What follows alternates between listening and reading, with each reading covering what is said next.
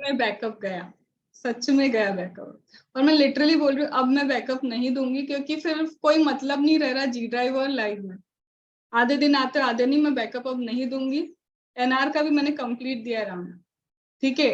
बीच में live 2 attend करने के बाद भी दिया था मैंने, बट अब मैं हाँ आगे आपने किसी को नहीं दूंगी। एनआर के 2 भेजे थे ना मेरे को, 15 और नहीं, 16 सारे और डाल दिए उसमें, चेक करना, सब है उसमें। नहीं मेरे को और नहीं लगेंगे, बस मेरा 2 दिन ट्रेवलिंग है, वो बता दूंगा बीच में। नहीं, जेन्यून रीजन समझ में आता है, पर अब ये सो रहे हैं जो, मैं उसका अब नहीं कर सकती, मेरे लिए भी एक लिमिट। नहीं तो मैं लिटरली, अगर मुझे पता होता ना लाइव में ये इस बार की बैच ऐसी, मैं नहीं लेती। मेरे को ऐसा लग रहा है मैंने गलती कर दी है। मेरा बस 2 दिन है ट्रेवलिंग।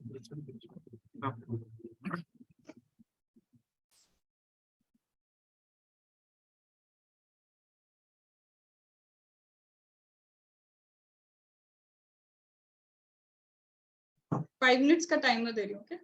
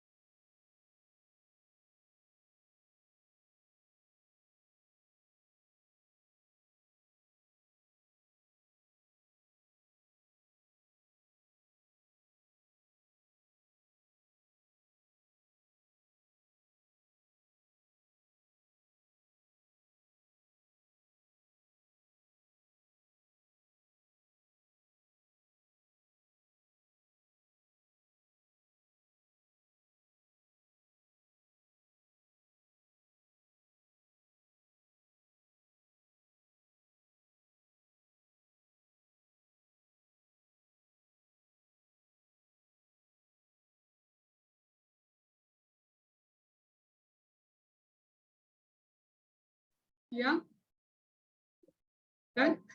वो Yes, ma'am. LLP और पार्टनरशिप वाला पॉइंट जरूर लिख लेना, ठीक है, बुक में नहीं है लेकिन उसका इंटरप्रिटेशन भी यही निकलता है और वो MCQ में भी आ चुका है ये चीज। मैडम इसमें और एक पॉइंट है ना, IFSC के लिए रेट का कुछ तो 9% लगते हैं इंस्टेड ऑफ 18%। मैट और इसमें दोनों में वो AMT में भी है मैट में भी है, एक साथ बता दूंगी।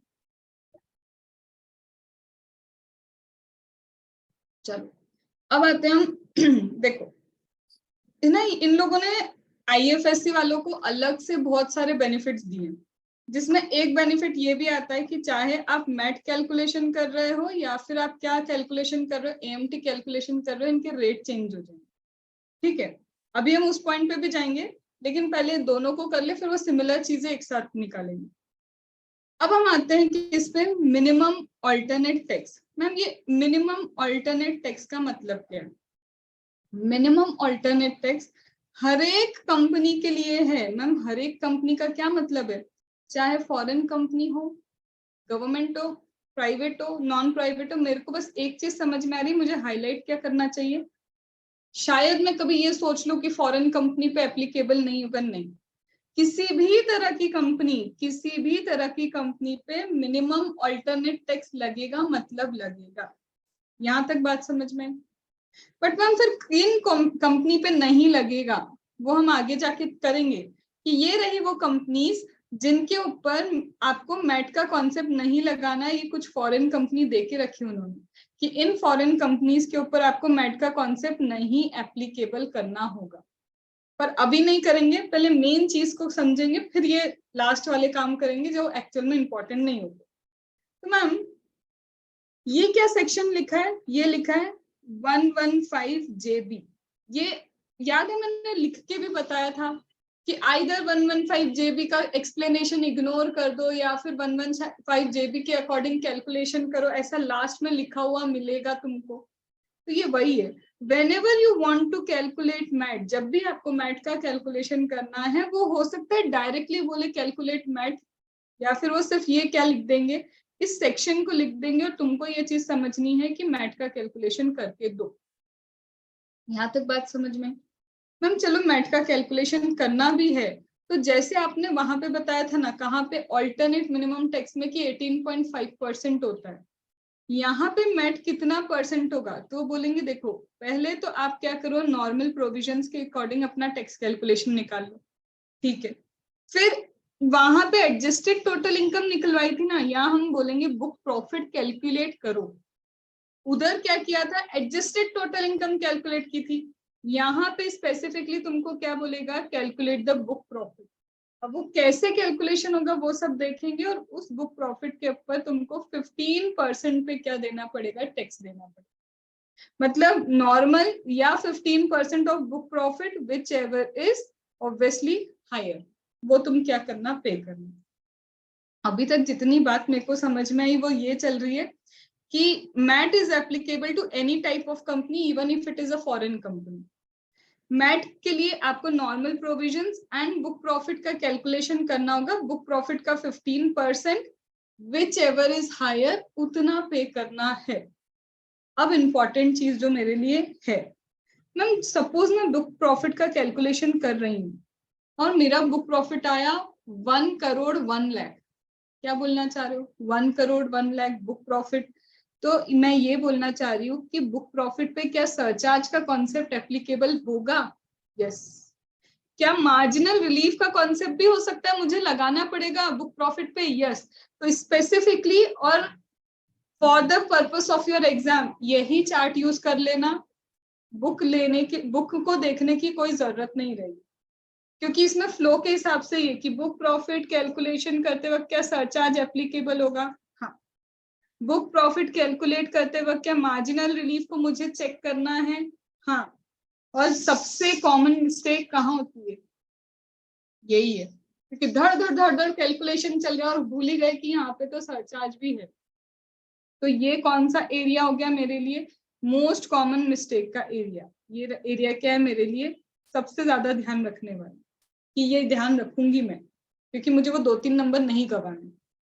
फिर इसके बाद मैम सुनो क्या, नॉर्मल प्रोविजन की बात कर रहे हो तो नॉर्मल प्रोविजंस के हिसाब से एक चीज बताओ, क्या अगर मेरी ये डोमेस्टिक कंपनी है तो 2 रेट आते हैं ना डोमेस्टिक कंपनी के, 25 भी हो सकता है 30 भी हो सकता है, याद है? अगर 400 करोड़ का मेरा क्या है टर्नओवर है तो 25, अदरवाइज 30%। मैम रुको, व्हाट इफ 22% हुआ मेरा रेट? क्या 22% वाले पे तुम एएमटी मैट कैलकुलेशन करोगे? 22% मतलब ये, would you do MAT calculation? 3 company थी ना, उनमें से एक पे करती थी 115 बी के अंदर। बीए पे करेंगे, बी डबल ए मतलब डबल टू, ऐसे याद रखना कि डबल ए का मतलब डबल टू। तो मैम ये जो डबल ए लिखा है ना आपने, यहाँ पे क्लियरली बोला है कि मेट क्रेडिट नहीं मिलेगा। जब क्रेडिट नहीं मिलेगा तो कैलकुलेशन नहीं होगा, तो इसीलिए यहाँ पे सिर्फ 2 ही रेट है क्या? हाँ, 25 एंड 30%।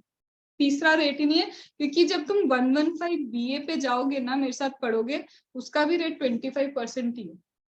ठीक है, तो यहाँ पे इसका मतलब मैम छोटी सी बात यहाँ पे जो आपने लिखी, ऐसा कर दे 115 बीए 22%, मेट क्रेडिट लैप्स। इसका मतलब है यहाँ लेते से ही लैप्स हो गया, और लैप्स हो गया तो इसका मतलब बात खत्म हो गई, मेट का क्रेडिट ही नहीं होगा। यहाँ तक बात आ गई? अब मैम इसका मतलब फॉरेन कंपनी होगी तो फॉरेन कंपनी पे फॉरेन कंपनी का रेट लगेगा।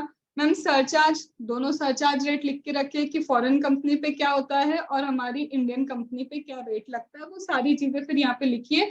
और मत भूलना किसी भी केस में, चाहे तुम इंडियन कंपनी हो या फॉरेन कंपनी हो, हेल्थ एंड एजुकेशन सेस लगाना है, उसको नहीं भूल सकते। जनरली फिर ये भी भूल जाते हैं हम, क्योंकि उधर कैलकुलेशन करते वक्त छोटी छोटी माइन्यूट मिस्टेक है जो 39 पे लेके आते। तो इसका मतलब मैम सबसे पहले तुम यही याद करोगे मैट, क्योंकि स्टोरी से हम याद करेंगे और तुमको यही की यही पूरा याद हो जाएगा। बस इतना याद करो कि मैट सबके लिए, फॉरेन कंपनी के लिए भी कुछ फॉरेन कंपनी दिए जिन पे यहाँ पे मैट एप्लीकेबल नहीं होगा, बाद में करेंगे। 15% ऑफ द बुक प्रॉफिट है, और बुक प्रॉफिट में सरचार्ज भी कैलकुलेट होता है, और बुक प्रॉफिट में मार्जिनल रिलीफ का भी कैलकुलेशन चलता है। यहाँ पे याद रखना है मुझे 115 बी डबल ए और 115 बी ए बी दोनों में ही मैट क्रेडिट लैप्स हो जाता है मेरा, इसलिए यहाँ पे 2 रेट लिखे हैं, सिर्फ 25 एंड 30%, और फॉरेन कंपनी पे भी 40% जो एज इट इज है। और याद रखना है मुझे हेल्थ एंड एजुकेशन से। सबसे सिंपल बातें ये थी। और ये आ गया तुम्हारा मैम, जब आईएफएससी में लोकेटेड होगा ना मेरा कंपनी, मेरी कंपनी कहाँ पे लोकेटेड है मैम? मेरी यूनिट आईएफएससी में लोकेटेड है, तो इंस्टेड ऑफ 15% कितना होगा? 9% मेरा मेट का रेट होगा। और सेम ऐसा मेरा अल्टरनेट मिनिमम टैक्स में भी कितना हो जाएगा? वो 9%। दोनों में सेम चलता है। ठीक है, अब सबसे इंपॉर्टेंट, और ये सिर्फ स्टोरी से ही याद करेंगे हम। अगर ये स्टोरी याद हो गई, और स्टोरी बहुत लंबी नहीं है, छोटी सी है, ये स्टोरी याद हो गई ना, तो जितने ये तुम्हारे एडजस्टमेंट लिख के रखे ना, ये सारे एडजस्टमेंट तुमको याद हो जाएंगे। ठीक है, तो सबसे पहले यहाँ क्या बोला है, मुझे एक्सप्लेनेशन चेक करना है 115 जेबी का। बोलता है देखो 115 जेबी के अकॉर्डिंग तुमको टैक्स कैलकुलेशन करने दिया है, तो वो कैलकुलेशन कैसे करोगे? बुक प्रॉफिट के ऊपर। बुक प्रॉफिट कैसे कैलकुलेट करोगे? तो ये पूरी लाइन लिखना, एज पर एक्सप्लेनेशन 115 जेबी। सेक्शन सिर्फ नहीं लिखना है, all the adjustments are given under explanation. तो याद रखना सारे एडजस्टमेंट मुझे कहाँ दिए हैं? एक्सप्लेनेशन में दिए हैं, 115 जेबी के एक्सप्लेनेशन में। क्या यहाँ तक बात समझ में आई? मेरे लिए वो एक्सप्लेनेशन वर्ड लिखना जरूरी है। अब स्टोरी क्या है? डॉक्टर ने क्या कहा? डॉक्टर ने कहा रेस्ट इन पीस। थोड़ा सा बीच बीच में मैं चीजों को बढ़ा दूंगी, ठीक है, तो तुमको समझ में आएगा। अब डॉक्टर के पास गए, डॉक्टर ने क्या बोला? Rest in piece. किसको बोला? डॉक्टर ने बोला इंडिविजुअल एओपी बीओआई को। इंडिविजुअल हटा रही हूं, डॉक्टर ने किसको बोला? एओपी बीओआई को। क्यों? तो हमारा क्या हो गया? ट्रस्ट ब्रेक हो गया। हम डॉक्टर के पास गए, डॉक्टर बोल रहा है rest in piece AOP BOI को, तो हमारा ट्रस्ट तो ब्रेक हो गया। ठीक है, और ये ट्रस्ट ब्रेक हुआ तो हमको कुछ क्या हुआ? लॉस हुआ। इसमें छोटी मोटी चीजें मैं ऐड करवा दूंगी स्टोरी में, बट मोटा मोटा स्टोरी किसके ऊपर चल रही है, हमारे डॉक्टर के ऊपर, जिस डॉक्टर के पास जाते हैं हम और वो बोलता है रेस्ट इन पीस, जिससे ट्रस्ट किसका ब्रेक हो गया, एओपीबीवाई का ट्रस्ट ब्रेक हो गया और उसको लॉस हो गया, क्योंकि रेस्ट इन पीस तो सबसे बड़ा लॉस है। ठीक है, अब पहले इसको समझते जाते हैं और फिर मैं ऑटोमेटिक इन सब में इसको कनेक्ट कर दूंगी। ठीक है, अब समझते हैं। बोलता है देखो, सबसे पहले तुम लो नेट प्रॉफिट, सबसे पहले तुम क्या लो, नेट प्रॉफिट लो। Ma'am net profit companies act के अकॉर्डिंग, या फिर जो भी तुम पे रिस्पेक्टिव एक्ट लगता है, मतलब तुमने जो नेट प्रॉफिट कैलकुलेट अपने बुक्स ऑफ अकाउंट में किया है ना, मैम कंपनीज एक्ट क्यों लिखा, कंपनी की बात चल रही है, एप्लीकेबल ओनली टू कंपनी, तो तुमको जो भी कंपनी के अकॉर्डिंग एप्लीकेबल होता है वो ले लो, तुम्हारा net profit books of account से, या फिर जो रिस्पेक्टिव एक्ट तुम पे लगता है, इंश्योरेंस है, बैंकिंग है, इलेक्ट्रिसिटी कंपनी हो, उस एक्ट के अकॉर्डिंग सिर्फ हमको तुम्हारा नेट प्रॉफिट चाहिए, स्टेप नंबर 1। तो स्टेप नंबर 1 मेरी क्या होगी, मुझे नेट प्रॉफिट या तो कंपनीज एक्ट के अकॉर्डिंग या जो रिस्पेक्टिव एक्ट तुम पे एप्लीकेबल है उसके अकॉर्डिंग चाहिए। यहाँ तक कोई दिक्कत? अब यहाँ पे बोलते हैं कि इस नेट प्रॉफिट में कुछ चीजें ऐड करोगे तो इस नेट प्रॉफिट में कुछ चीजें माइनस भी करना पड़ेगा। अब हर चीज का लॉजिक याद रहेगा तो इतना रटना नहीं पड़ेगा। बोलते हैं देखो, नेट प्रॉफिट निकालते वक्त तुम क्या चाहोगे कि जो बिजनेस के एक्सपेंसेस है वही माइनस हो, सही बात है ना। नेट प्रॉफिट निकालते वक्त मैं क्या चाहूंगी, बिजनेस रिलेटेड एक्सपेंसेस माइनस करने दो, बाकी के मत करने देना, पहला। दूसरा, मैं सोच रही हूँ कि मुझे इतना लॉस हो जाएगा, I am just only thinking कि मुझे इतना लॉस हो जाएगा, हुआ नहीं है। जैसे मेरे पास एक लैंड है, कल तक वो 1 करोड़ की थी, अभी क्या हो गया, ड्यू टू सम रीजन वो लैंड कितने की हो जाएगी मेरी, मुझे लग रहा है कि वो 80 लाख की हो जाएगी, लग रहा है, नोशनल लॉस है ये। तो मैट बोलता है मेरे को नोशनल लॉस से मतलब नहीं है, मैं तुम्हें नोशनल लॉस माइनस करने नहीं दूंगा, मैं तुम्हें एक्चुअल कुछ लॉस हुआ पक्का माइनस कर लेना, पर नोशनल लॉस को माइनस नहीं करने दूंगा। तो वही मैट बोलता है अगर नोशनल गेन हुआ तो नोशनल गेन पे टैक्स भी नहीं चाहिए मुझे। ये मैं तुम्हें क्या बोल रही हूँ पता है, ये क्रक्स बोल रही हूँ पूरे मैट का। मैट बोलता है बिजनेस से रिलेटेड एक्सपेंस है पक्का माइनस करो, लेकिन बिजनेस रिलेटेड नहीं तो मैं माइनस नहीं करने दूंगा। ठीक है, मैट बोलता है सोच रहे हो लॉस हो जाएगा, हुआ क्या नहीं, तो मैं कैसे माइनस करने दूं, और वैसे ही सोच रहे हो इनकम हो जाएगी, हुई क्या, तो मैं टैक्स भी क्यों लूंगा। तो नोशनल पे वो इनकम पे टैक्स नहीं लेता और नोशनल पे क्या नहीं करता है, वो तुम पे एक्सपेंसेस भी माइनस नहीं करने देगा। चलो अच्छी बात है। बोलता है एग्जेम्प्ट इनकम, बोलता है क्या नॉर्मली एग्जेम्प्ट इनकम पे टैक्स लगता है, नहीं, तो एग्जेम्प्ट इनकम का एक्सपेंस कैसे अलाउ कर दूं मैं, क्योंकि जो नॉर्मल प्रोविजंस इनकम टैक्स के एग्जाम करके बैठे मैट उसको टैक्सेबल नहीं कर सकता, ये तो बहुत गलत हो जाएगा। मेरे नॉर्मल प्रोविजन में लिखा है एग्जाम्ड, तो मैट आके ये नहीं बोल सकता नहीं नहीं मिनिमम तुमको ना 15% तो पे करना ही पड़ेगा, फिर एग्जाम किस बात की वो, समझ रहे हो। फिर कंपनी के लिए तो वो इनकम कभी एग्जेम्प्ट ही नहीं हुई। तो बोलता है जो इनकम एग्जेम्प्ट है उसको हम तुमसे टैक्स नहीं करेंगे मैट में भी, पर उस एग्जेम्प्ट इनकम से रिलेटेड एक्सपेंस वो भी माइनस नहीं करने देंगे, उससे रिलेटेड लॉसेस वो भी माइनस नहीं करने देंगे। 3 चीजें समझो, एग्जेम्प्ट है कोई चीज तो एग्जेम्प्ट रखो उसको, मैट में भी एग्जेम्प्ट रखो। दूसरा, बिजनेस से रिलेटेड एक्सपेंस है तो ही माइनस होगा, पर्सनल वर्सनल माइनस नहीं करने देंगे। तीसरा, सच में लॉस हुआ है माइनस कर लेना, नोशनल हमको समझ नहीं आता, तो ये चीजें समझ में। अब यही रीजन अपने चलते रहेंगे। देखो सबसे पहले मैम बात आती है हमारी किसके ऊपर, सबसे पहली बात आती है मेरी इनकम टैक्स के ऊपर। ये इनकम टैक्स क्या है मैम, बिजनेस का एक्सपेंस तो लग नहीं रहा मुझे, इनकम टैक्स तो तुम्हारा पर्सनल एक्सपेंस है, तुमको तुम्हारी इनकम पे टैक्स पे करना पड़ेगा। नहीं भाई, डेबिट साइड वापस एड बैक करो, क्यों, तुमने माइनस कर लिया होगा P&L में, तुमने अपना क्या बनाया, बुक्स ऑफ अकाउंट बनाया, बुक्स ऑफ अकाउंट में इनकम टैक्स, ये टैक्स वो टैक्स सब लिख के नेट प्रॉफिट निकाल लिया, क्योंकि तुम ये समझ रहे हो net profit is after all the deductions, तुमने सारे डिडक्शन माइनस कर दिए, रुक हम बताते वापस एड बैक कर। इनकम पे टैक्स जो लग रहा है वो वापस कर, कुछ इंटरेस्ट अगर लगता है एड बैक करो, उसके ऊपर सेस लग रहा है वापस ऐड करो, सरचार्ज है वापस ऐड करो, मतलब इनकम कैलकुलेशन में क्या क्या करते हो, टैक्स कैलकुलेट करते हो, इंटरेस्ट कैलकुलेट करते हो, सरचार्ज होता है, एजुकेशन सेस होता है, सब कुछ वापस ऐड करते हो। समझ गए? क्योंकि ये तुम्हारा पर्सनल एक्सपेंस है। बट मैम इतना सब लिख के भी क्यों, पेनल्टी तो लिखा ही नहीं, तो हम अगर नहीं लिखा है तो हम दिमाग नहीं चलाएंगे। इनकम टैक्स की पेनल्टी चलेगा, माइनस कर ले, कोई दिक्कत नहीं। मतलब नहीं लिखा है तो मैं मेरी मर्जी से दिमाग नहीं चलाऊंगी। उसने बोला इनकम टैक्स को ऐड करना, इंटरेस्ट को ऐड करना, सेस को ऐड करना, सरचार्ज को ऐड करना, डीडीटी ऐड करना, सब करूंगी, लेकिन पेनल्टी वर्ड नहीं लिखा तो नहीं करूंगी। इसका रीजन अनएक्सप्लेन्ड, लिटरली अनएक्सप्लेन्ड, कि इनकम की पेनल्टी वो भी तो पर्सनल है, तुमने कुछ गलत किया होगा, दो चीजों में गलत जा रहा है। क्यों? पेनल्टी तब लगती जब तुम कुछ अनलॉफुल करते हो, और अनलॉफुल चीज भी वो अलाउ कर रहे हैं। तो इसको इसलिए क्वेश्चन नहीं कर सकते क्योंकि क्वेश्चंस में भी कहीं पे भी आप एक्ट भी पढ़ोगे तो वहां पे पेनल्टी उनने साइड हटा के रखी कि चलेगा, तुमको डायरेक्ट टैक्स की पेनल्टी अलाउ करते हैं मैथ कैलकुलेशन में।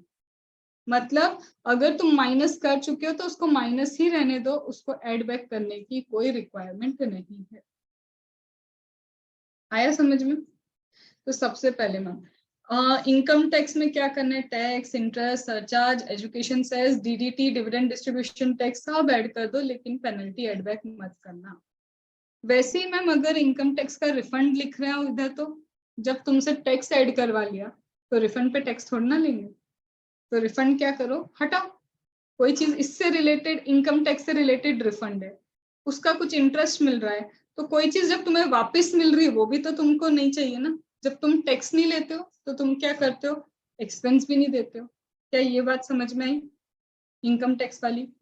तो ये कहाँ आएगा मैम, ये रहा मेरा आय, ठीक है।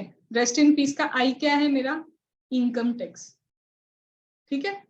चलो, तो मैम डॉक्टर ने कहा रेस्ट इन पीस, तो आई हो गया मेरा इनकम टैक्स। तो आई में क्या है, जो इनकम है, जो इंटरेस्ट है, जो सरचार्ज है, जो एजुकेशन सेस है, जो डीडीटी है, सब ऐड बैक कर दो, लेकिन पेनल्टी ऐड बैक नहीं करना। और इससे रिलेटेड जो जो इनकम आएगी हम उस पर टैक्स नहीं लेते, मतलब माइनस कर देंगे। डन।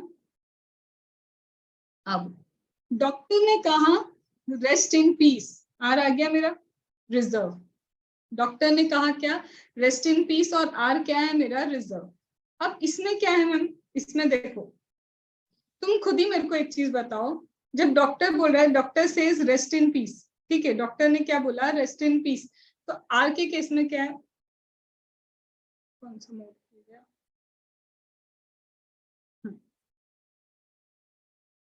ये पीएनएल है तुम्हारा, ठीक है, ये क्या है, ये तुम्हारा पीएनएल है।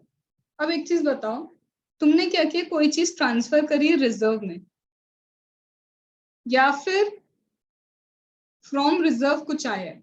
मेरी बात सुनना, मेरे पास एक गुल्लक है, पिगी बैंक समझते ना, गुल्लक, इसके अंदर मैंने कुछ पैसा कमाया, this is the earning I have, थोड़ा सा अमाउंट लेके मैंने क्या कर दिया, इसके अंदर डाल दिया।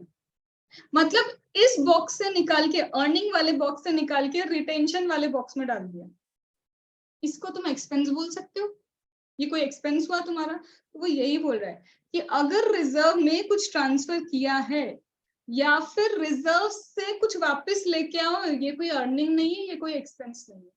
वही तो बोला था ना लॉजिक, कि एक्सपेंस होना चाहिए या तो इनकम होना चाहिए। तो ये देखो मैम, रिजर्व अगर तुम्हारे डेबिट में ऐसा लिखा है कि तुमने किसी रिजर्व में पैसा पहुंचाया है, हटा दो, क्योंकि ये एक्सपेंस नहीं है, तुमने एक बॉक्स से निकाल के दूसरे बॉक्स में पैसा डाला है बस। मैम अगर क्रेडिट में है कि मैंने रिजर्व से पैसा निकाला, हटा दो। क्यों हटा दो, क्योंकि ये भी तो वही है कि सिर्फ दूसरे बॉक्स से पैसा लेके आए, कोई एक्चुअल अर्निंग नहीं है तुम्हारी। राम क्लियर ये बात, ठीक है। बट अब इसमें यहाँ और भी कुछ लिखा है, क्या लिख के रखा है, only when the reserve created through PNL means it was previously added back. Ma'am ये क्या बात बोल रहे हो, ये जो तुम एडजस्टमेंट कर रहे हो सिर्फ तब करना अगर ये रिजर्व कभी भी पीएनएल से क्रिएट हुआ हो। मतलब पीएनएल में कभी तो आएगा रिजर्व, तभी तो ऐड बैक या लेस करोगे। मैम रीवैल्यूएशन रिजर्व कभी पीएनएल में आता ही नहीं है। तो रीवैल्यूएशन रिजर्व से कुछ निकाला या रिवैल्यूएशन रिजर्व में कुछ डाला, P&L पे कुछ फर्क ही नहीं पड़ेगा ना, क्योंकि वो कभी भी P&L का पार्ट बना ही नहीं था। तो ऐसा कोई रिजर्व जो P&L का पार्ट बनता है तभी एड बैक लेस करना। जो रिजर्व कभी P&L से रूट ही नहीं हुआ उसमें क्या ऐड और लेस करोगे? कहाँ जाके मेरा रिवैल्यूएशन रिजर्व में मैंने रिवैल्यूएशन रिजर्व का पैसा बढ़ा दिया, तो मैं P&L में क्यों लिखूंगी? अंडरस्टूड? तो मैम डॉक्टर ने क्या बोला था? Doctor says rest in piece. तो मेरा आर हुआ, मेरा आई हुआ, आया? ठीक है। फिर प्रोविजन आ गया मेरा RIP। ठीक है, डॉक्टर से रेस्ट इन पीस, तो पी से मेरा प्रोविजन। बोला क्या था? एक्सपेंस होना चाहिए। मैम प्रोविजन तो एस्टिमेशन है, समझ गए?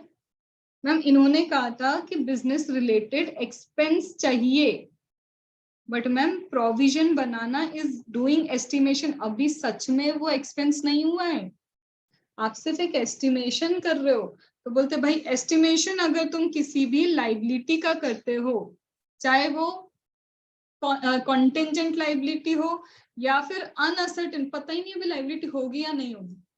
कॉन्टेंजेंट लाइबिलिटी तो तुम भी समझते हो, इवेंट बेस्ड लाइबिलिटी, मतलब तुम्हें भी नहीं पता वो देना है नहीं देना, तुम अभी एस्टिमेशन कर रहे हो, तो कैसे माइनस करने दे हम तुमको? क्या ये बात समझ में?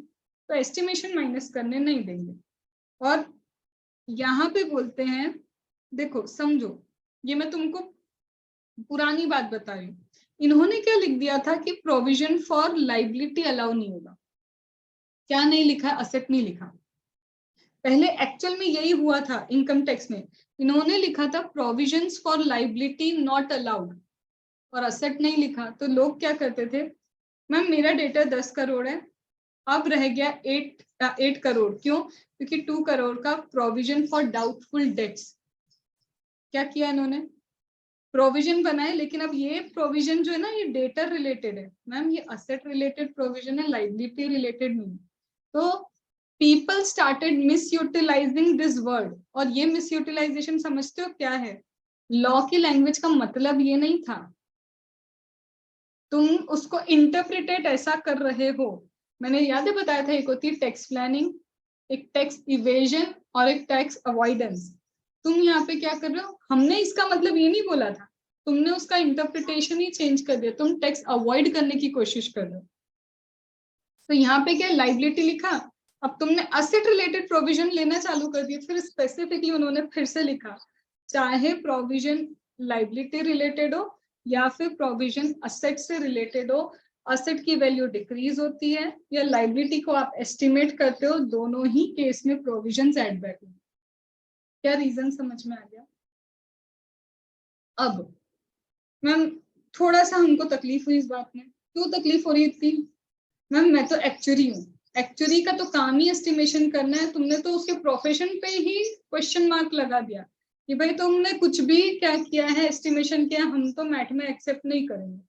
तो तुमको किसी प्रोफेशन को तो इज्जत देनी पड़ेगी ना, क्योंकि एक्चुअली बड़ा पढ़ के बनता है वो इंसान। तो वो एस्टिमेशन कर रहा है तो कुछ प्रोफेशनल लेवल का एस्टिमेशन है ना। तो बोलते सुनो, अगर ऐसा है कि साइंटिफिक बेस्ड आपका कोई एस्टिमेशन है, क्या है तुम्हारा एस्टिमेशन? साइंटिफिक बेस्ड है या फिर एक्चुअली ने वैल्यूएशन किया मतलब साइंटिफिकली प्रूफ कर पा रहे हो, या फिर एक्चुअली ने किया मतलब एक प्रोफेशनल बंदा कर रहा है तो उसको इज्जत देनी पड़ेगी। ठीक है, वो प्रोविजन हम अलाउ करते हैं, उसको एड बैक नहीं करेंगे। समझ में? और तुम्हें वर्ड मिलेंगे, या तो ये वर्ड मिलेगा that the provision is based on scientific calculation, या फिर मिलेगा actually has calculated this estimation. तो मैंने अभी तक क्या किया, डॉक्टर ने बोला रेस्ट इन पीस। डॉक्टर ने क्या बोला? Rest in piece. मेरा आर क्या था? रिजर्व। आई था मेरा इनकम टैक्स और पी था मेरा प्रोविजन। तो ये रेस्ट इन पीस मेरा खत्म हुआ। आया समझ में? पहले अब तुम रिकॉल करो स्टोरी के थ्रू, आर क्या था, रिजर्व में क्या था, आई इनकम टैक्स में क्या था, पी प्रोविजन में क्या था।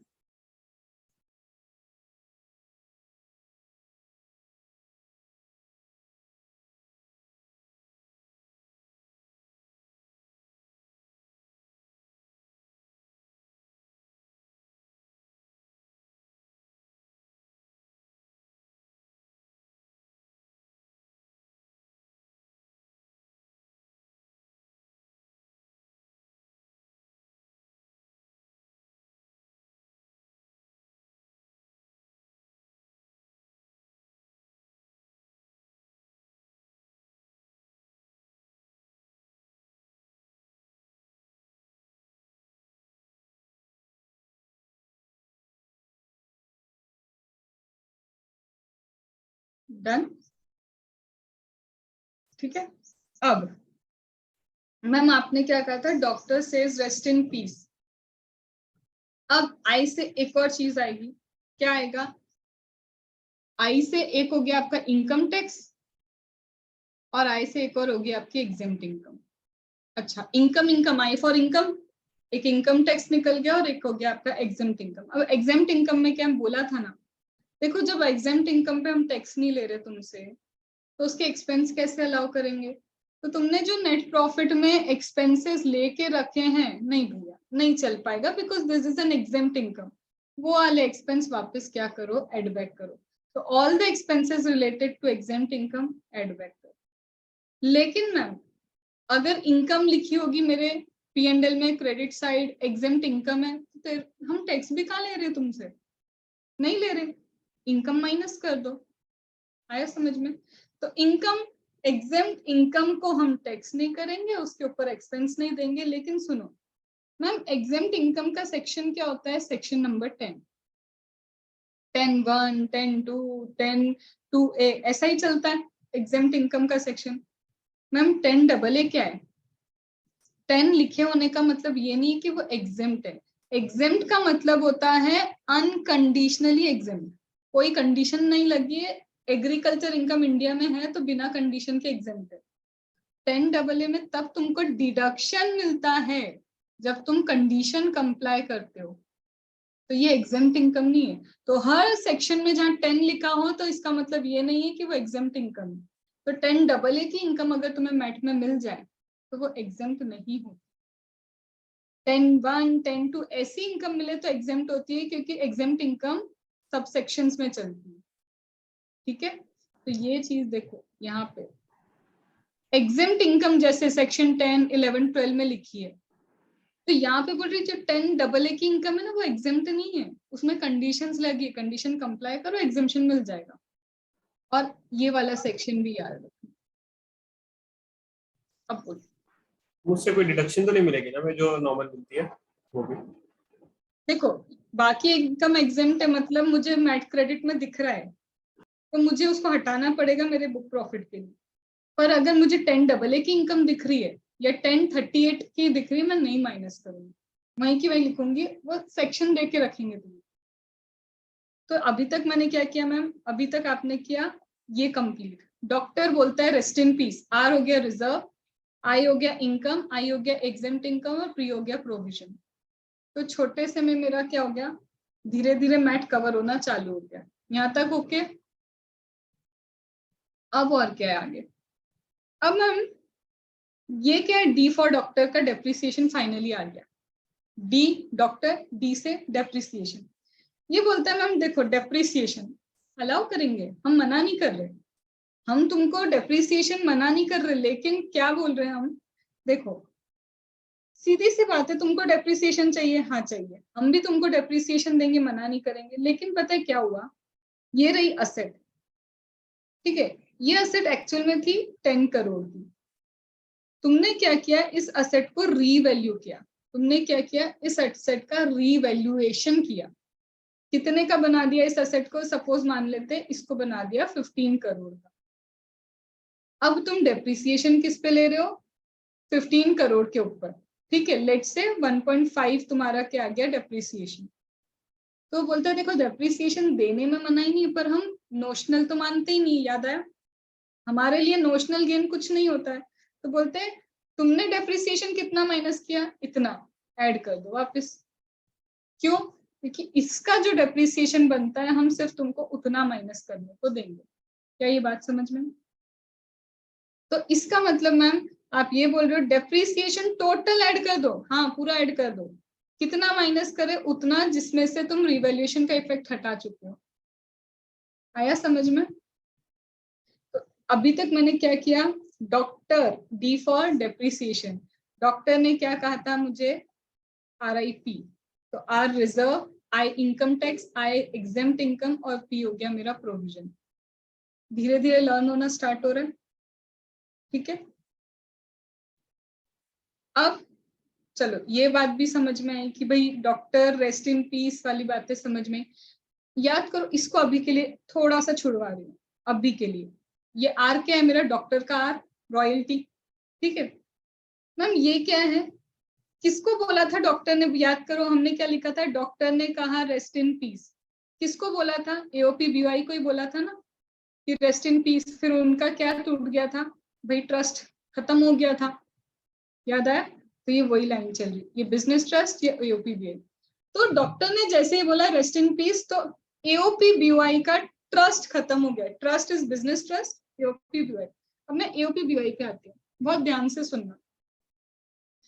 एओपी बीवाई में क्या लिखा है, ये एओपी बीवाई के चैप्टर पे हूँ, तो यहाँ पे अच्छे से सुनो मैम। एओपी बीवाई में क्या होता है, मेंबर्स होते हैं। कौन होते हैं, मेंबर्स।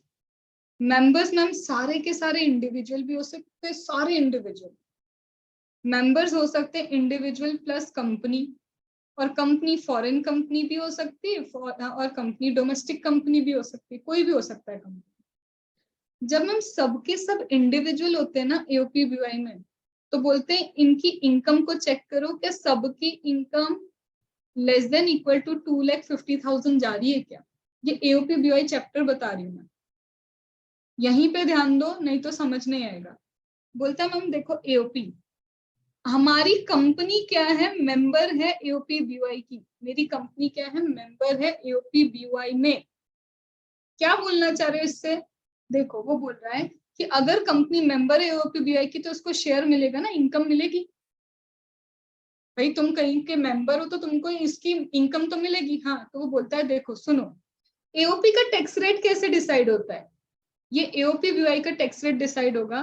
बोलेंगे देखो सारे इंडिविजुअल हैं, हाँ, तो देखो क्या उनकी इनकम बेसिक एग्जेम्पशन लिमिट से सबकी इनकम कम जा रही है क्या, मैम सबकी कम है, तो इन पे स्लैब रेट ही लगा लो ना। जब सबकी इनकम वैसे 2.5 लाख से कम है तो स्लैब रेट लगा लो इनके ऊपर, मतलब एओपी बीवाई पे स्लैब रेट लगता है। तो एओपी बीवाई का टैक्स रेट डिफाइन होता है उसके मेंबर्स के बेसिस पे। मैम हमने देखा इंडिविजुअल है लेकिन 2,50,000 से अबाव इनकम है सबकी, या एक की भी इनकम 2,50,000 से अबाव चली गई, तो अब आपको लगेगा मैक्सिमम मार्जिनल रेट। क्या ये बात समझ में, मतलब मैं मेंबर्स को चेक करके ये डिसाइड कर रही हूँ कि मेरे को टैक्स रेट कितना लगेगा। तो अभी के लिए तुम अब ये भी सोचो कि मेरी कंपनी जिस एओपी बीवाई में मेंबर है, मेरी कंपनी जिस एओपी बीवाई में मेंबर है, इसका मतलब वहां सिर्फ इंडिविजुअल है क्या, हो ही नहीं सकता ना। मैं तो बोल ही रही हूँ ना, मेरी कंपनी किसी एओपी बीवाई की मेंबर है, मतलब उस एओपी बीवाई में सिर्फ इंडिविजुअल नहीं है, कंपनी भी है। अब चाहे ये मेरी फॉरेन कंपनी हो, चाहे ये मेरी कौन सी कंपनी हो, डोमेस्टिक कंपनी, किसी भी सूरत में मैक्सिमम रेट तो लगेगा ना। हायर रेट भी है लेकिन मैं अभी उस पर नहीं जा रही, एओपी बीवाई चैप्टर क्योंकि किया नहीं अपन। तो एक चीज बताओ, जब मैं बोल रही हूँ कि मेरी कंपनी को शेयर मिल रहे हैं एओपी बीवाई से, मतलब तुम कंपनी, तुम मेंबर हो वहां, तो उस एओपी बीवाई पे कौन सा रेट लगेगा, मैक्सिमम मार्जिनल रेट पे टैक्स लगेगा। जब तुम ऑलरेडी मैक्सिमम रेट पे उससे टैक्स ले चुके हो तो अब मिनिमम अल्टरनेट टैक्स कहाँ से लोगे। यही बात समझ में आई, राम आई अच्छे से तुमको भी, विनय। मेरे को एओपी बीवाई का रेट किसके बेसिस पे डिसाइड करना है, मेंबर्स के बेसिस पे। मैम मेंबर में एक भी ऐसा है जिसकी इनकम 2.5 लाख से ऊपर है, या रेट उसको स्लैब नहीं लगता, या तो 2,50,000 के ऊपर है या स्लैब रेट उस पर एप्लीकेबल ही नहीं है, तो उस एओपी बीवाई को मुझे मैक्सिमम मार्जिनल रेट पे टैक्स करना होता है। और जब तुम ऑलरेडी किसी कंपनी को मैक्सिमम रेट पे टैक्स कर चुके तो फिर तुम ये 15% का लॉजिक ला ही नहीं सकते। तो इसीलिए बोलते हैं कि अगर शेयर मिला है तुमको एओपी बीवाई से, हमको इस पे क्या नहीं चाहिए, टैक्स नहीं चाहिए, और इसका एक्सपेंस हम तुमको अलाउ नहीं करेंगे क्योंकि ऑलरेडी हो गया मैक्सिमम रेट पे, तो टैक्सेशन एओपी बीवाई ने दे दिया है, तो वो मेंबर्स के हैंड में एग्जाम कर देते हैं। क्या ये बात समझ में, जब एओपी बीवाई मैक्सिमम रेट पे टैक्स पे कर चुकी तो उसके मेंबर के लिए वो एग्जेम्प्ट है, और एग्जेम्प्ट को तो हम वैसे ही मैट में टैक्स नहीं करते। अब पूछो राम क्या बोल रहे थे। थोड़ा कंफ्यूज हो रहा था लेकिन अभी समझ गया। आगे तो सिंपल सी बात है, एओपी बीवाई का मेंबर जो है वो बताता है कि एओपी बीवाई का टैक्स क्या है, और जब एओपी बीवाई मैक्सिमम रेट पे टैक्स पे कर चुकी है तो मेंबर्स के लिए वो इनकम एग्जेम्प्ट होती है। और मेरी कंपनी अगर वहां की मेंबर है तो मुझे पता है कि उस पे मैक्सिमम रेट पे ही टैक्स लगा होगा, क्योंकि वहां सिर्फ इंडिविजुअल नहीं कंपनी भी मेंबर बन चुकी थी। तो जब उसने मैक्सिमम रेट पे टैक्स पे किया तो मेरे लिए इनकम एग्जेम्प्ट कहलाती है, इसीलिए इस इनकम पे हमको टैक्स नहीं चाहिए, माइनस कर दो। इससे रिलेटेड कोई एक्सपेंसेस हैं तो ऐड बैक कर दो। अब आया समझ में? मैम अभी तक हमने क्या किया, डॉक्टर ने कहा था रेस्ट इन पीस, तो हमको डी समझ में आया डेप्रिसिएशन, आर समझ में आया रिजर्व, आई समझ में आया इनकम टैक्स, आई से समझ में आया मेरे को एक और चीज क्या, एग्जेम्प्ट इनकम, पी से समझ में आया प्रोविजन, एओपीबीवाई क्या था कि क्योंकि एओपीबीवाई एमएमआर पे रेट पे टैक्स पे कर चुकी है तो उसके मेंबर के लिए वो एग्जेम्प्ट है, तो एक तरह से एग्जेम्प्ट इनकम की तरह ही यहाँ पे ट्रीटमेंट चल रहा है। अब ट्रस्ट वाला करवा के फिर तुम पे छोड़ूंगी रिवीजन, फिर आगे बढ़ेंगे, ठीक है। मैम ट्रस्ट में क्या लिखा है, देखो होता क्या है, एक होता है बिजनेस ट्रस्ट। बिजनेस ट्रस्ट क्या करता है, अपने यूनिट्स इशू करता है एसपीवी को। अगर ये अभी यहाँ पे समझ नहीं भी आए तो कोई टेंशन इसलिए नहीं है, क्योंकि बिजनेस ट्रस्ट अपने आप में अपना एक चैप्टर है। अभी उसका एक छोटा सा पार्ट मैं ले रही हूँ, तो बिना चैप्टर करवाए वो पार्ट समझाना थोड़ा मुश्किल होता है। बट समझो बिजनेस ट्रस्ट क्या करता है, किसमें इन्वेस्ट करता है, एसपीवी में। कैसे इन्वेस्ट करेगा, जब इसको ये यूनिट्स देगा अपने, और एसपीवी इसको क्या दे देती है, शेयर्स दे देती है। एसपीवी उसको शेयर दे देगी अपने, ये अपने यूनिट्स किसको दे देगा, एसपीवी को, स्पेशल पर्पस व्हीकल को। अब जब ये ट्रांसफर होता है ना, मैंने आज जिस डेट को ट्रांसफर डिसाइड किया, बट एक्चुअल में जिस डेट को ये ट्रांसफर हुआ, दोनों के रेट में कुछ तो डिफरेंस होगा ना, शेयर के प्राइस में, यूनिट के प्राइस में कुछ तो डिफरेंस चले गई, समझ रहे हो ना। मेरी बिजनेस ट्रस्ट, ये मेरी कंपनी को क्या मिला, यूनिट्स मिले। जब डिसाइड हुआ था यूनिट्स मिलेंगे, हो सकता है यूनिट्स की वैल्यू कुछ और हो, आज जब मुझे यूनिट्स मिले उसकी वैल्यू कुछ और है, मुझे नोशनल गेन और लॉस हो सकता है ना। ये असली है क्या गेन और लॉस ना, ये नोशनल गेन और लॉस है। तो नोशनल गेन और लॉस तो इसको पसंद ही नहीं है, बोलेगा गेन है हटा ले, लॉस है एड बैक कर दो। आया समझ में? तो अभी तक मैंने क्या किया, डॉक्टर ने कहा रेस्ट इन पीस, किसको, एओपी बीओआई को, जिससे उसका ट्रस्ट क्या हो गया, मतलब बिजनेस ट्रस्ट ब्रेक हो गया। आया? रॉयल्टी बोलो तो अभी करवा दूं कि पहले रिवाइज करोगे? करवा दो ना तो पूरा अपना डॉक्टर जी खत्म हो जाएंगे, ठीक है। अब आर फॉर आ गया रॉयल्टी। अब रॉयल्टी में क्या लिखा है, देखो रॉयल्टी में ना एक सेक्शन है 115BBF, जो कम रेट पे टैक्स की बात करता है। मतलब स्पेसिफिकली रॉयल्टी के पर्पस के लिए एक सेक्शन है, जिसमें क्या है, इस सेक्शन में बोलते हैं 15BBF सेक्शन में कि रॉयल्टी सपोज करो 10% पे टैक्स होगा। इनकम टैक्स बोल रहा है नॉन रेसिडेंट आओ हम तुमको रॉयल्टी देते हैं, या फिर जो भी, और वो बोल रहा है इनकम टैक्स खुद कि हम सिर्फ 10% पे टैक्स लेंगे। अब बाद में जब इन लोगों ने सारे इन्वेस्टमेंट किए, रॉयल्टी वगैरह कमाई, तुम क्या बोल रहे हो, हमने वहां तो लिखा था 10%, पर हमने ये कब बोला था कि मैट अप्लाई नहीं करेंगे। तो ये तो गलत हो रहा है ना, चीटिंग। एक तरफ तुम बोल रहे हो कि तुम पे 10% टैक्स लगाएंगे, फिर बाद में क्या बोल रहे हो, नहीं नहीं मैट अप्लाई करके 15% पे लेके आएंगे। तो बोलते हैं जहां पे स्पेसिफिकली बोला है कि लेस रेट पे टैक्सेबल करेंगे किसी इनकम को, जैसे रॉयल्टी, तो फिर उस इनकम पे मैट एप्लीकेबल नहीं होगा, हो ही नहीं सकता। तुम खुद बोले 10% और फिर आगे चल के बोलो नहीं नहीं मैट पे 15%, ये गलत बात है। तो बोलते हैं उसके एक्सपेंस वापस ऐड कर दो, हम एक्सपेंस अलाउ नहीं करेंगे, क्योंकि उस इनकम पे टैक्स भी तो नहीं ले रहे मैट की रेट से। मैं ये नहीं बोल रही कि टैक्स नहीं ले रहे, मैट की रेट से टैक्स भी तो नहीं ले रहे, तो हम उसको ना अलाउ करेंगे और ना ही उस इनकम को कंसिडर करेंगे। और ये सिर्फ रॉयल्टी के लिए। तो क्या हुआ, D for depreciation, R for royalty, तो डॉक्टर खत्म हो गए हमारे। फिर आर फिर रिजर्व था, आई इनकम टैक्स था, आई एग्जेम्प्ट इनकम था, पी प्रोविजन था, फिर एओपी बीआई बिकॉज एमएमआर पे रेट पे कर चुकी है तो मेरे लिए एग्जेम्प्ट होता है।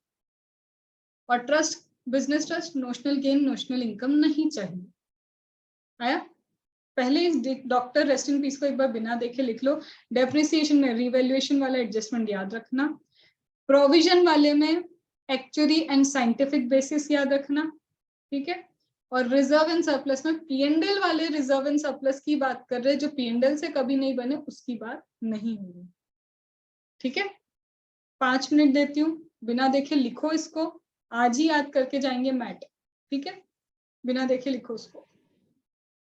मैम ये जो हम इस पे नेट प्रॉफिट लेते हैं, कौन सा प्रॉफिट आफ्टर टैक्स होता है कि ये टोटल एक कॉम्प्रिहेंसिव इनकम होती है? आफ्टर टैक्स कैसे हो जाएगा? नेट प्रॉफिट बोल रहे हैं ना सिर्फ, कि तुमने अपने हिसाब से नेट प्रॉफिट कितना कैलकुलेट किया कंपनीज एक्ट के अकॉर्डिंग, वो प्रॉफिट बता दो ऐसा, और वो लिखा रहेगा तुमको क्वेश्चन में, this is the net profit as per companies act, this is income as per income tax.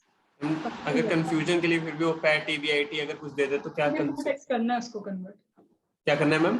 Before tax उसको कन्वर्जन करना है, क्योंकि टैक्स तो अभी डिसाइड करोगे ना तुम, क्योंकि हम तब कैलकुलेशन चल रहा है। मैं इसलिए पूछ रहा था क्योंकि हम इनकम टैक्स ऐड और लेस कर रहे हैं ना, तो ये आफ्टर टैक्स होगी ना।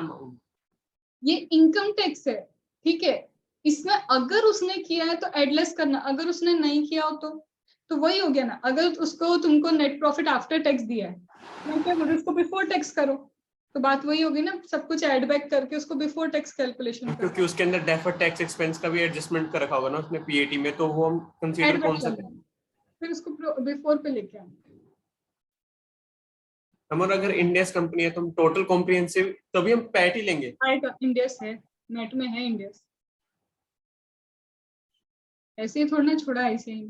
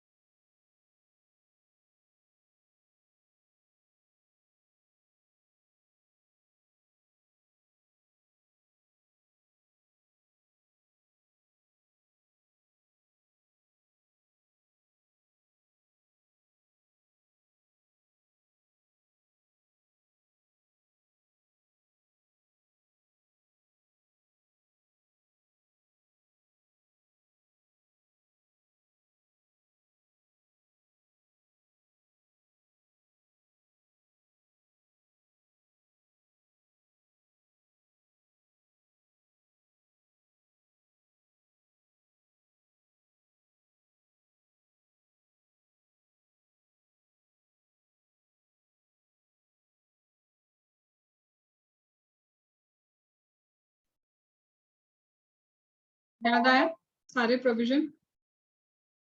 चलो, अब हमने क्या बोला था मैम, डॉक्टर ने कहा है रेस्ट इन पीस, ठीक है। डॉक्टर क्यों कहेगा रेस्ट इन पीस? क्योंकि कोई तो सिक होगा, है ना। तो वही देखो, अभी हम इसको नहीं कर रही मैं, अभी मैं इन सब को नहीं कर रही हूँ, क्योंकि कोई सिक है, कोई है बीमार, इसलिए तो बोला है। तो मेरी लाइन क्या जुड़ जाएगी? Doctor says rest in piece, किसको बोला?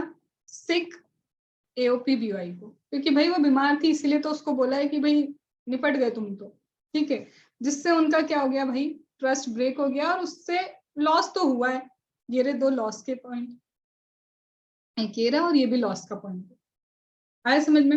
मैम फिर डी से क्या है? डिविडेंड। तो मेरा डॉक्टर स्क्वायर है, एक है मेरा डेप्रिसिएशन, तो दूसरा है मेरा डिविडेंड। तो ये एक ही लाइन है जिसके अंदर मेरे सारे मेट के क्या है? एडजस्टमेंट छुपे हुए, ठीक है।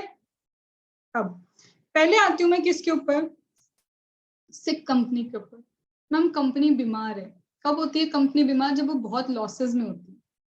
जब ऑलरेडी कंपनी क्या है? लॉसेस में चल रही है, और एक लॉस वाली कंपनी को प्रॉफिट हो जाए तो मैट बहुत दया करता है, बोलता है तेरे पे मैट नहीं लगा।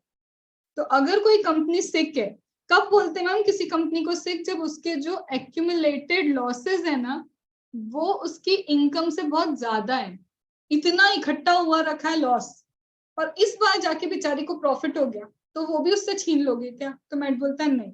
तो if you are a sick company, तो सिक कंपनी अगर तुम्हें प्रॉफिट हुआ है ना, तो नहीं चाहिए तेरे से मैट, माइनस कर लेना अपना प्रॉफिट, हम नहीं लगाएंगे उस पर टैक्स। क्या ये बात समझ में आ गई? तो क्या था मेरा? Doctor says rest in peace to the sick AOPBY, बीमार AOPBY को ऐसा कहा, डन। अब इससे हुआ हमको लॉस। अब लॉस के 2 पॉइंट है। मैम एक चीज बताओ, लॉसेस माइनस करना गुनाह है क्या? नहीं, लॉस माइनस करेंगे ना। हम कब मना कर रहे हैं? मेरी कंपनी को अगर कोई लॉस हुआ है, तो मैं मेरे नेट प्रॉफिट में से उस लॉस को बिल्कुल माइनस करूंगी, उसमें कोई दिक्कत नहीं है, यू विल सब्ट्रैक्ट। बट मेरी कंपनी के लॉस, मेरे लॉस, आप ये नहीं कर सकते कि सब्सिडरी कंपनी के लॉसेस को भी यहाँ माइनस कर दो, क्योंकि वो तो मेरी सब्सिडरी 51% और मोर मेरे पास होल्डिंग है। वही वो बोल रहे हैं यहाँ पे, लॉसेस माइनस करने करो, लेकिन खुद के लॉस अगर सब्सिडरी कंपनी के, तो भाई वापस एड बैक कर लो। क्या ये बात समझ में? तो मैम लॉस से रिलेटेड 2 पॉइंट होंगे। अभी एक करा मैंने, क्या किया? पहले doctor says rest in peace to sick AOPBY, मेरा सिक जुड़ गया उसके अंदर, और लॉस में हो गया कि लॉस खुद के होने चाहिए, सब्सिडी कंपनी के लॉस नहीं चाहिए हमको। तो अगर तुम्हारे खुद के लॉसेस हैं तो माइनस कर लो, सब्सिडरी के लॉस माइनस करके बैठे हो तो सब्सिडरी वाला लॉस एड बैक कर दो, ठीक है। अब और क्या बोला है? एक और चीज बोली, देखो ऐसी कोई कंपनी जो पहले से बहुत परेशान है, बड़ी परेशान कंपनी कौन सी होगी? या तो उसके against insolvency bankruptcy code initiate हो गया, CIRP, परेशान है बेचारी खुद ही। या फिर ऐसी कंपनी जिसके मैनेजमेंट को खुद ट्राइब्यूनल ने क्या कर दिया? ट्रिब्यूनल ने सारी मैनेजमेंट हटा दी, सस्पेंड कर दी, क्योंकि मैनेजमेंट कुछ गड़बड़ कर रही थी। इसमें कंपनी का क्या दोष? मैनेजमेंट खराब था, सारे मैनेजमेंट को सस्पेंड करके बैठे। या फिर उसके against already insolvency bankruptcy code चल रहा है, ठीक है, CIRP की प्रोसेस चल रही है, तो बोलते कि तुम अगर ऐसी कंपनी हो जिसके ट्रिब्यूनल ने क्या किए हैं, जितने भी डायरेक्टर्स हैं उनको सस्पेंड कर दिया, बोर्ड ऑफ डायरेक्टर को सस्पेंड करके बैठी ट्रिब्यूनल, या फिर तुम्हारे अगेंस्ट कौन सी एप्लीकेशन हुई है? CIRP प्रोसेस चल रहा है, तुम्हारे अगेंस्ट क्या चल रहा है? CIRP की प्रोसेस चल रही है, तो तुम सुनो, तुम पे हम एक दया करते हैं। क्या दया करते हैं? देखो ऐसे तो हम बोलते हैं कि ब्रॉड फॉरवर्ड बिजनेस लॉस जो है उसको चेक करो, या फिर जो अनएब्जॉर्ब डेप्रिसिएशन है, इन दोनों में से जो भी लो होगा सिर्फ वही अलाउ करते हैं माइनस करने को। अनएब्जॉर्ब डेप्रिसिएशन या बिजनेस लॉस जो ब्रॉड फॉरवर्ड के, सिर्फ वही माइनस करने देते हैं। लेकिन अगर तुम इतनी मजबूर कंपनी हो तो एक काम करो, तुम ये दोनों ऐड कर लो, दोनों की दोनों क्या कर लो? अपने नेट प्रॉफिट में से माइनस कर लो। मतलब कितना दया है मैट के अंदर।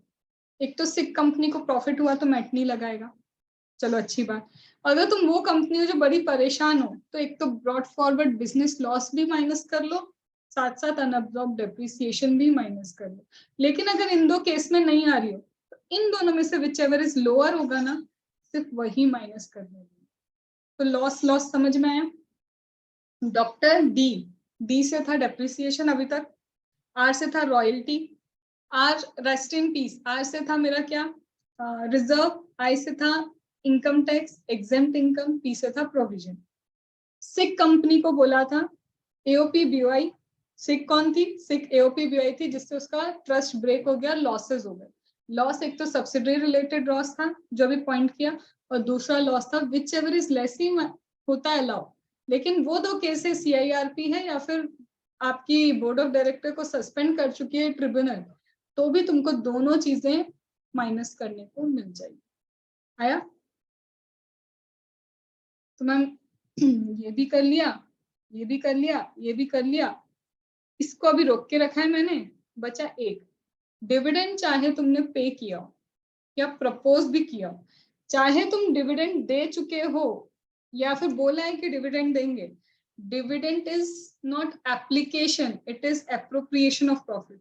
प्रॉफिट बांटना होता है, ये कोई एप्लीकेशन नहीं है, ये कोई एक्सपेंस नहीं है, तुम तो सिर्फ अपना प्रॉफिट बांट रहे हो, this is not an expense. चाहे पे किया हो या प्रपोज किया हो, डिविडेंड ऐड कर देना। तो समझे, डी स्क्वायर के डॉक्टर, डिविडेंड, डेप्रिसिएशन, ये रहा तुम्हारा पूरा मैट। अभी मैंने फॉर सम रीजन इसको अभी नहीं लिया, इसका एक बहुत अच्छा एग्जांपल है, न्यूमेरिकल के साथ ही लेंगे।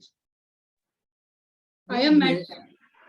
ये सॉरी, ये डिविडेंड प्रपोज हो तो ऐड बैक कर देंगे क्योंकि हमने प्रॉफिट में लिया ही नहीं होगा उसको। तो अगर इसने लेके रखा है प्रपोज डिविडेंड के नाम पे पहले ही कि एक प्रोविजन बना दूं, मैं पे करने वाला हूं, तो चाहे तुम प्रपोज कर रहे हो हटा दो, पे करने के बाद भी तुमने लिख रखा है हमको डिविडेंड नहीं चाहिए, ऐसा। आया? तो दिस इज योर मैट का पार्ट 1। अभी पार्ट 2 है लेकिन वो इंडिया से रिलेटेड है, पर पहले पार्ट 1 आ गया पूरा। मैम मैट क्रेडिट की कहानी कैसी? सेम जो एएमटी की है, जैसे तुमने अल्टरनेट मिनिमम टैक्स किया था ना कि 15 इयर्स तक क्रेडिट अलाउ करेंगे, यहाँ पे भी तुमको 15 इयर्स तक का उसका क्रेडिट अलाउ होता है। डन? आज अपन ने क्या टारगेट रखा है? किसी भी सूरत में मैट इतना जितना कर, इससे आगे मैं आज नहीं बढ़ूंगी। रीजन भी इसके आगे आता है एक चीज जिसको बोलते हैं इंडेस कैलकुलेशन। इंडेस कैलकुलेशन तुम पूरा पढ़ लेना, पूरा पढ़ लेना, कल मैं समझाऊंगी भी, पर मैं तुम्हें एक क्रक्स दे रही हूँ जिसके बेसिस पे आज तुम उसको पढ़ोगे। पहले इंडेस कैलकुलेशन में वो एक ही बात बार बार बोल रहा है, नोशनल नहीं चाहिए, क्योंकि इंडेस फेयर वैल्यू पे लाता है चीजें। इंडेस 10 बार बोलेगा हर चीज को फेयर वैल्यू पे लाओ, फेयर वैल्यू पे लाओ, तो फेयर वैल्यू में नोशनल गेन भी होता है, नोशनल लॉस भी होता है। तो पूरा क्रक्स एक ही है, पूरे इंडेस का क्रक्स एक ही है कि अगर एक्चुअल में किसी असेट को ट्रांसफर कर रहे हो, ठीक है, तो उस गेन को हम क्या करेंगे? टैक्स करेंगे। लेकिन अगर ये एक्चुअल ट्रांसफर नहीं है तो ये तो सब नोशनल गेन और लॉस चल रहा है। एक्चुअल में कोई ट्रांसफर हुआ नहीं, नोशनल गेन लॉस चल रहा है, क्योंकि फेयर वैल्यू पे चीजें लेके आनी। तो नोशनल गेन को क्या करो? माइनस करो, नोशनल लॉस को क्या करो? एड बैक करो। ये सिर्फ क्रक्स दिया है मैंने पढ़ने के लिए। एक पॉइंट और आएगा इसमें कॉम्प्रिहेंसिव इनकम का, कि कोई चीज कॉम्प्रिहेंसिव इनकम की अगर पीएनडल में नहीं आने वाली, जीवन में कभी वो कॉम्प्रिहेंसिव इनकम पीएनडल में रिक्लासिफाई नहीं होगी, चाहे जो कर लो, तो आज के आज हमें उस पर टैक्स चाहिए। और अगर कोई कॉम्प्रिहेंसिव इनकम पीएनडल में कभी तो जाएगी, चाहे 10 साल बाद जाए, 20 साल बाद जाए, तो मैट बोलता है मैं वेट करूंगा जिस दिन रिक्लासिफाई होगी पीएनडल में, उस टाइम हम इस पे मैट कैलकुलेशन करेंगे। तो अभी मैंने सिर्फ क्या दिया पता है? इतने बड़े इंडेस का, जो कल 20-25 मिनट लगाएगा मेरा, उसका क्रक्स पहले क्यों दे रही हूँ? क्योंकि ये रीडिंग पहले तुम्हें करनी है, नहीं तो समझ नहीं आएगा। तो क्रक्स क्या है? पहला, नोशनल नहीं चाहिए किसी कीमत पे। एक्चुअल ट्रांसफर हुआ, एक्चुअल डिस्पोजल हुआ, एक्चुअल हुआ है तो चलेगा, तो हम इस पे टैक्स लगाएंगे, मैट क्रेडिट भी, मैट टैक्स लगाएंगे, क्रेडिट देना होगा क्रेडिट देंगे। दूसरा, कोई चीज अदर कॉम्प्रिहेंसिव इनकम में है, अब ये एफआर का पार्ट है, अगर एफआर नहीं पढ़ा है बिल्कुल तो ये बहुत ऐसा बड़ा सा कुछ लग सकता है कि ये कॉम्प्रिहेंसिव इनकम क्या, रिक्लासिफिकेशन क्या, बट मैं कल थोड़ा सा नॉलेज दे पाऊंगी क्योंकि एफआर पूरा नहीं पढ़ा पाऊंगी। ठीक है, तो अगर कोई चीज अदर कॉम्प्रिहेंसिव इनकम की मेरी पीएनडल में कभी भी रूट होने वाली है, आगे लिखा है इसकी किस्मत में कि ये P&L के अंदर जाएगी, तो मैट बोलता है कि चाहे 10 साल बाद ये रिक्लासिफाई हो P&L में चलेगा, उस दिन मैट का क्रेडिट हम लेंगे या मैट टैक्स लगाएंगे। लेकिन पता है कभी रिक्लासिफाई नहीं होने वाली, तो आज के आज जिस दिन इस पे इंडेक्स लगा है ना इस कंपनी पे, आज के आज मैट क्रेडिट चाहिए, मुझे मैट टैक्स लगाना है अभी के अभी, मतलब फिर वेट नहीं होगा। ये बात समझ में आई थी? राम तुमको ही, तुमने पढ़ा है FR? पढ़ा है मैम लेकिन नहीं आती। वैसे ही FR का तो क्या ही बोलो, आता है लेकिन फिर बहुत जल्दी चला जाता है। ग्रुप 2 के लिए टाइम नहीं, किसके लिए? ग्रुप 2 के लिए, ग्रुप 1 दूरी है।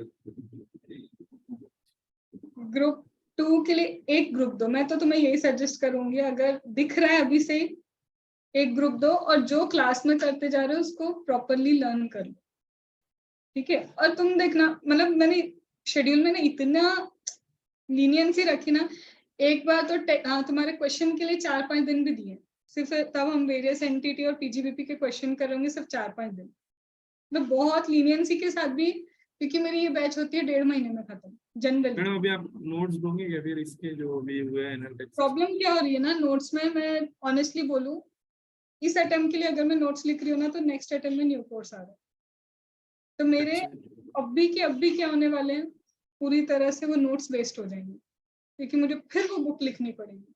मैडम मेरी जो है नोट्स वो अमेंडेड ही है, सिर्फ थोड़ा आगे पीछे रहेंगे, वही रेफर कर लूँ या फिर बीबी सर की बोलो?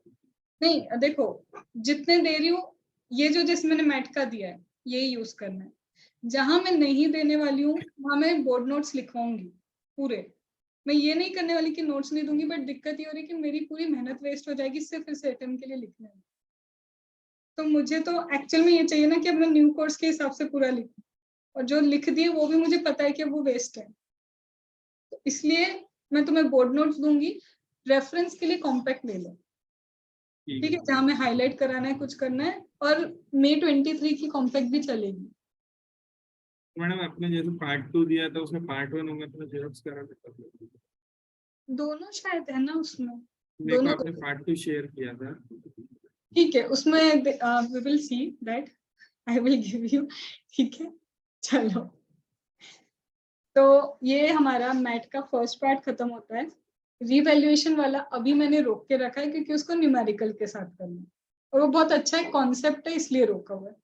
तो इतना तुम पढ़ के रखना, और जो मैंने अभी क्रक्स बोला है इंडेक्स का, उसके बेस पे सिर्फ पढ़ना, और पढ़ के ही तुम्हें कल समझ में आएगा, नहीं तो समझ नहीं आएगा, फिर तुम्हें लगेगा ये क्या हो गया मैट में हमारे साथ, ठीक है। तो वो क्या हो गया रोकने के लिए प्लीज उसको रीड कर लेना, ठीक है। चलो मैम एक चीज, ये जो हम जैसे